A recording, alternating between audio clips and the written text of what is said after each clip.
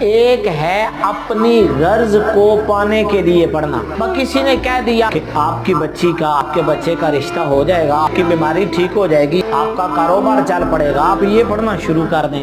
اس کے پڑھنے کے اندر کوئی نہ کوئی غرض، کوئی لالچ، کوئی نہ کوئی مقصد ضرور ہے۔ ایک پڑھنا وہ ہے جس کے اندر کوئی غرض، لالچ، طمع نہیں۔ اللہ کا نام لیا تو صرف رب کو یاد کرنے کے لیے لیا، معاوضہ نہیں مانگا کہ تیرے نام کی 100 تسبیح پڑھی۔ نبی کریم علیہ السلام کی ذات پر درود پاک کے تحفے بھیجے اور اتنے ہزار دفعہ پڑھ لیا۔ ایک پڑھنا وہ ہے جس کے اندر کوئی غرض، کوئی لالچ نہیں۔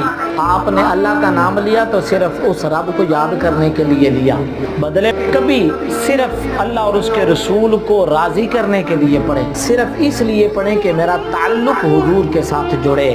کنیکشن وہاں تک جڑ جائے گا نا تو پھر بہت سارے مسئلے محنت اور کوشش کیے بغیر حل ہوتے نظر آئیں گے۔ دروازے کھلتے